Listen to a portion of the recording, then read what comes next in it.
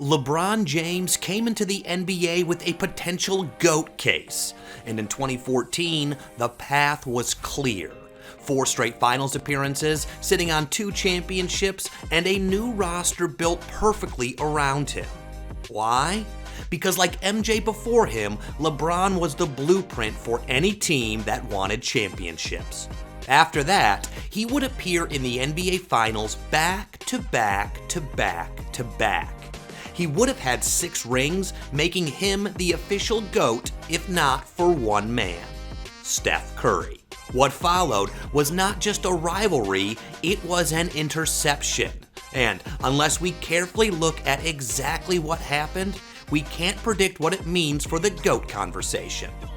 Back in the day, to be considered a GOAT, you needed to win a ring in the franchise that signed you, no matter how bad they are. People often forget that Michael Jordan lost to the Pistons' bad boys multiple times before he finally defeated them. LeBron was expected to do the same in Cleveland, and that is partly why his departure was so painful to Cavs fans. LeBron can never come back. He's one of our own. He's from Akron. He has a tattoo of loyalty on his body. And he ignored that to go chase the championship with Chris Bosh in Miami.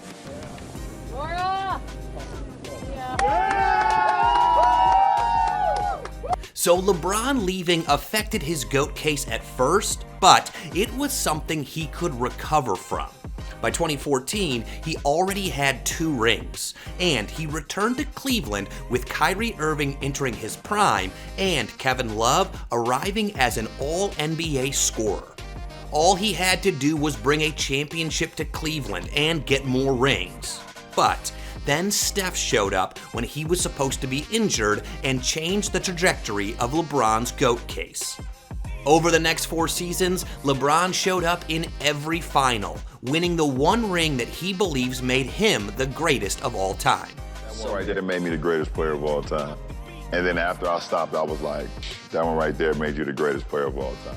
But if LeBron didn't sound sure there, it's because as monumental as that one final was, the results from the others tell a harsher story. 1 title in 4 matchups. 7-3 in the finals reads very differently than 4-6. But that was only the beginning. The fact is, when people argue about the greatest of all time, they rarely stop at numbers. They look at the story behind those numbers. They look at how greatness responds when it is denied. As said earlier, before Michael Jordan ever lifted a trophy, he ran into a wall 3 years in a row against Detroit. First in 1988, then 1989, and then 1990. All the while, he won the MVP and Defensive Player of the Year. But none of that mattered.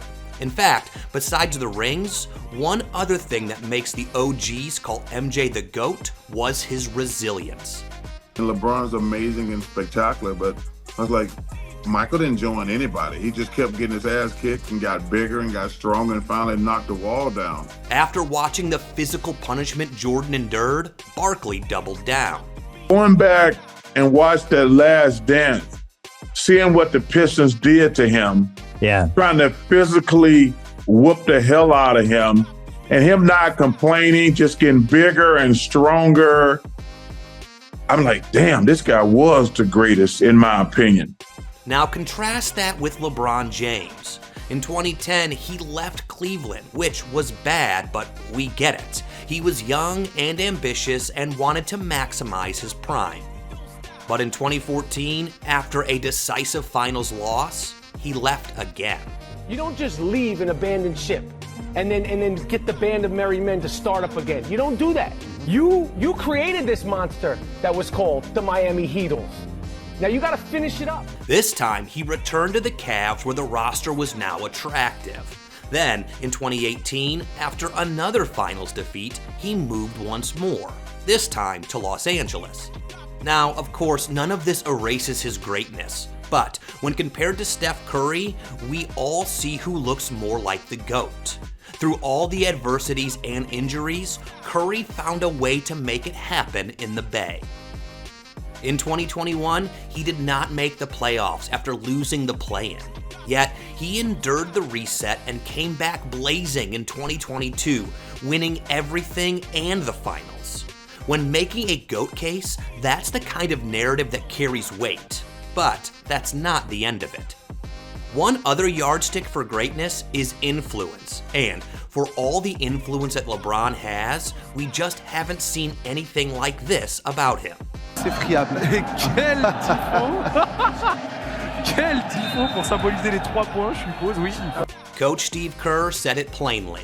How the game has changed. I think Steph has changed the game dramatically with the shooting. I mean, for all the reasons we know.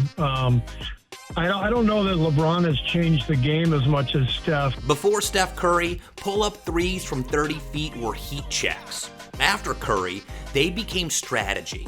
Before Curry, spacing was valuable. After Curry, spacing became oxygen.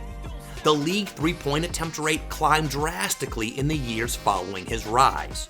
Entire offensive systems were redesigned to mimic the geometry he normalized. The impact is so obvious that even people who don't play the game professionally can tell.